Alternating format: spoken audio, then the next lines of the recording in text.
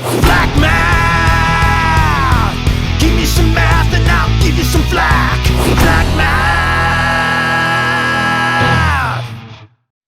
All right, so we're going to do lesson 75, writing the equation of a circle. Pretty easy, but let's just kind of go through it together here. So if we're looking at a circle, so we're basically, remember the circle is just this part here. It's nothing inside or anything like that. It's just this part here. Okay, so let's say that XY is a point on the circle, like right here. All right, so the coordinates would be this X and this Y. And this hypotenuse of that little triangle is the radius of this circle. Okay, so for example, on a unit circle, if this is 1, then this would be, the radius would always be 1. Okay, so the equation of the circle is basically this guy right here. Let's this guy right here, x squared plus y squared equals 1. Because if you look at the Pythagorean theorem, x squared and y squared are 1. So it could be anything. So if this is another x and another y, so if this is another triangle, here's like another x, so like here's x2 and y2, it's still x squared plus y squared equals 1 squared. Well, 1 squared is just 1 there. Okay, so for any radius, this 1 here is basically the radius. Whoa, what happened? There it is. That's basically the radian. Didn't quite finish that. Radian. Okay, so the equation given above is x squared plus y squared equals 1. But really, this guy is our equation of a circle. Okay, so if I had x squared plus y squared equals 9, then the radius, if I just write it like this, x squared plus y squared equals 3 squared, the radius is just 3. So it's basically the square root of whatever number, whatever constant you have in that equation. Okay, so what's the radius of this equation? X squared plus y squared equals 16. Well, the radius would just be 4, because the square root of 16 is 4. Well, what about the radius in this? X squared plus y squared equals 10. Well, the radius equals the square root of 10. That's all you can do. Okay, so finding the radius is pretty easy, no problem. Now, if the circle's a little shifted there, then the shift is represented by what's being subtracted, basically from x or y. Okay. All right, so any circle centered at the origin has this, just a nice little x squared and y squared. Okay, where r is the radius. If the circle is not centered at the origin, this alters the equation. So in this case, here's the center. Right here is the center. The center is at 2, 0. Okay, so basically you're going to subtract 2 from x and 0 from y. So instead of x squared, it's going to be x minus 2 squared plus y minus 0 squared equals the radius. What's the radius? It looks like it goes 2. So that's going to be 2 squared.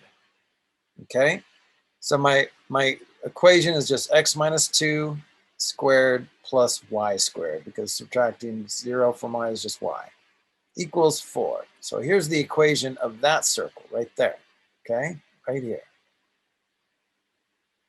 All right, so the equation of a circle, you can write this down, is x minus h, where h is the difference in x's, where the center is. So the center is at x at h comma k. So you're going to subtract h from x and subtract k from y. Square them both, add them together, and then your r is going to be squared. Your radius is going to be squared. Okay, so let's try an example. So let's say that the center is at 1, 3, and A is a point on the circle, doesn't matter. The radius of the circle is 3 units. Okay, so let's just plug this into our equation. So x minus our x value squared plus y minus our y value of the center, which is 3 squared, equals our radius, which is 3 squared. So that's it. I can simplify that 3 squared, but you can leave those alone. And so here it is. This is what I just wrote, right? So your h is your x value of the center of the circle, k is your y value of the center of the circle, and that's it. All right, let's try another one. So circle E is concentric with D, which means it has the same center, but it's inside of it. Okay, so circle E, or it's outside of it, doesn't matter. So that means, let's see, that this circle kind of looks like this. Concentric circles means it's like a target, right? So that's what a concentric circles looks like. Okay, so if this is the center, it's still the same center, so it's going to be x minus 1 parentheses squared plus y minus 3 parentheses squared equals our radius squared. Well, our radius now is 5, radius of 5. So 5, oh my goodness, that's bad, equals 5 squared, or 25. Okay, that's it right there. So far, so good. So that's the equation of a circle. So let's say that we're just given an equation and we have to graph it. All right, well, we can do that. Well, this looks like it's at the 0. So the center is whatever's being subtracted from x, comma, whatever's being subtracted from y. Well, the center is at 0, 0, because there's nothing being subtracted from x and nothing being subtracted from y. Okay, and then the radius is going to be the square root of 25, which is just 5. So we go to the origin and we make a radius of 5 and we go all the way around. So here's what it looks like. So they made their graph, whatever. Each line is 2 units. So that's what it looks like. That's not bad, right?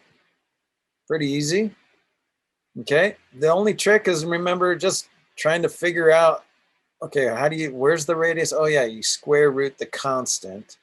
Okay, the center is whatever's being subtracted from x, comma, whatever is being subtracted from y. Okay, well, what's our center? What's being subtracted from x? 2. Now, what's being subtracted from y? Well, nothing's being subtracted, it's being added. But I'm actually subtracting a -1. Another way to think about this is, what will make this 0? Well, 2 will make this 0. What will make this parentheses 0? A -1. So my center's at 2, -1, and my radius is the square root of 16, which is 4. So let's go to 2, comma, -1. There's the center right here, is 2, comma, -1. And my radius is 4. 1, 2, 3, 4. Draw a circle around it, and you're good to go. Okay? All right, now you can even check to make sure this works by plugging in some of these points. These are easy points to plug in, and really the only points that you can plug in, just to make sure. Now, what is that? That is 2, comma, 3. So let's see if that works in our equation. If I plug in 2 here, I get 0. If I plug in 3 here, I get 4. Squared is 16. So 0 plus 16 is 16. It works. Okay, what about this point right here? This looks like, what is that? 6, comma, -1. Let's plug in 6 for x, and I get 4 squared. And then let's plug in -1 for y. I get 0 equals 16. Is that true? Yes, 16 equals 16. Okay. Now you could have just pick some X's and Y's that work. And then you would have gotten your 4 points around the circle and then just make a circle with those 4 points. But since you know the secret, kind of like when we learned slope-intercept form in algebra, it gives you the slope and it gives you the intercepts. You go to the intercept and you follow the slope. Same thing here. Am I not recording? No, I am recording. I'm good. I'm good. I'm good. Okay. All right. So same thing here. When it's in this form here, you can just, it reveals all the secrets. It tells you where the center is, 2, -1, and it tells you the radius, 4. Okay. That's it. That's the equation of a circle. Can you guys remember that? If not, watch this video. It's pretty easy. Nice. All right, let's move on to 76.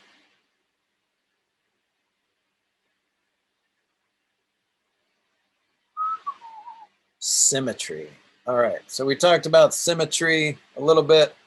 Remember, like our bodies on the outside at least are symmetrical, basically symmetrical. Like some of you might have a weird, huge wart on your left cheek, and you don't have that same huge wart on your right cheek. Nobody has a wart on their left or right cheek, right? Because this would be really awkward if you did. And I'm sorry. I don't want to be offensive. But symmetrical, we're basically symmetrical. Our left eye and right eye are kind of like mirror images of each other.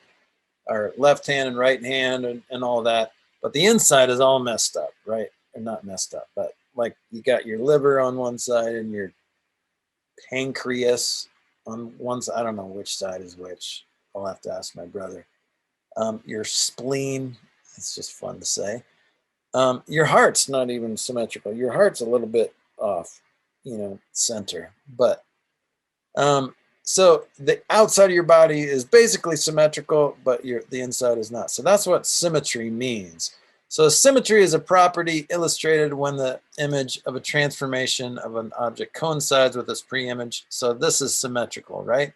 And so we call this line here, this is called the axis or the line of symmetry. And I ran out of room. Okay, the line of symmetry or axis of symmetry. Okay. So the figure at the right has a vertical line of symmetry. Okay, here's another. So if I wanted to draw this line of symmetry, I can do this. So there's the line of symmetry. This does not work because the top is not symmetrical to the bottom. So there's only one line of symmetry. Okay. And that's where they drew it. Now, what about this? Is there anything that you can draw that's symmetrical? No, nothing. There's nothing. So you're out of luck there. So there's no line of symmetry there. This quadrilateral is not symmetric across any line. Okay. Rotational symmetry. Okay, well, this is different. So your rotational symmetry means, is there a point where you can rotate it and it ends up the same? So see how if I rotated this, this would come down to over here, and this little curvy part would come up over here. So this is rotational symmetry. Okay, so this is rotationally symmetric. So this describes this. So there's only really one point of where it's symmetrical, right? There's not another little blade over here or a blade over here. There's only 2 blades. Okay, so there's only a couple places where it's rotationally symmetric. All right. Does that make sense? Now, if I did it here, see how if I just rotated it a little bit, it would land right here. And then I rotate a little more, it land right there. So actually there's 1, 2, 3, 4, 5, 6 areas of symmetry there if I rotated that, okay? So the regular hexagon has, it's not only rotational symmetric, but it is reflection symmetric, okay? Because you can draw these lines of reflection here, but you can also rotate it as well. All right, now up here, The heart, you can't really rotate that. It's only has reflection symmetry. It doesn't have rotational symmetry. Okay, you would have to rotate it all the way around. So that means it doesn't have anything. Okay, same thing here. You would have to rotate this all the way around for it to be rotationally symmetric. Okay, so here's where push comes to shove, creating symmetrical figures using transformations. Really, that transformation of the line of symmetry is just reflection. Okay, so the new figure, so see how I just, this is not a reflection, but this is a rotational symmetry. So this goes all the way around, okay? So it is kind of tricky. It's not as easy as it looks. It is rotationally symmetric, but to construct that is a little tricky.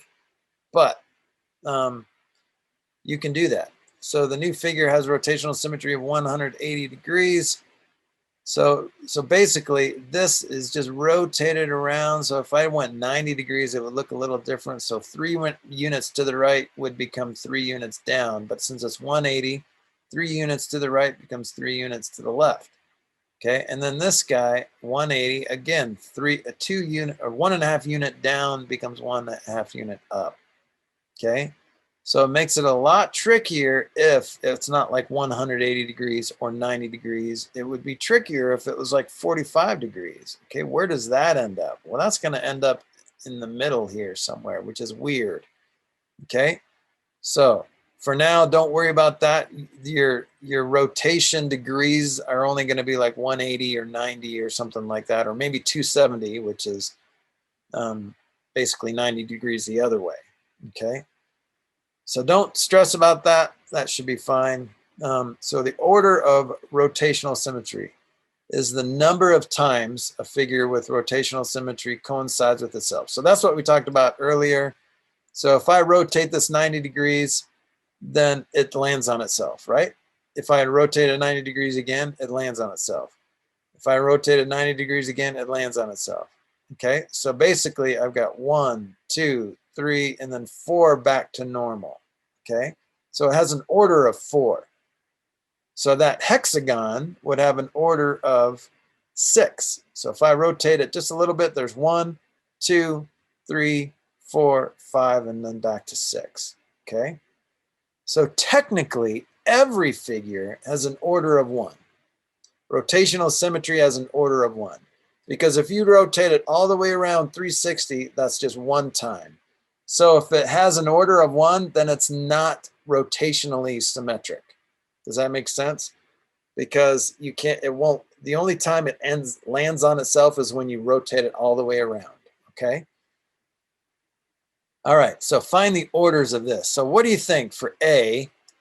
Let's see, if I were to rotate this all the way around, I think it would end up on itself right there, right? So if I looked at this upside down, that would be that same. So that's 1, and then another 1 would go back to normal. So this looks like 2, okay? All right, well, let's rotate this. Let's see, if I rotate it to there, that's 1, 2, 3, and then 4. So this looks like 4. All right, what about this?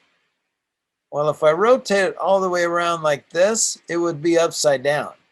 So that doesn't land on itself. So I'd have to go all the way over again. So this would just be 1. So let's see how we did here. Okay, so yes, this is rotationally symmetric, and there's 2. It rotates by 180. So basically, to figure out the rotation, if you haven't already, it's just 360 divided by 2, which is 180. But this is a 180 rotation and another 180 rotation, okay? Now this one is 90, so it goes 90 degrees, and then another 90 degrees, another 90 degrees. Remember, if you can't figure out the degree of rotation, just divide 360 by your order of rotation. Now this says no rotational symmetry. So remember, if there's only one way you can make it land on itself with rotation, you've gone all the way around, then the order is 1, but technically there's no order because it has to be rotationally symmetric to even have an order. So that would be no rotational symmetry. Okay? All right. fun application of tiling if you want to look at that. But that's all this is, guys. Flack!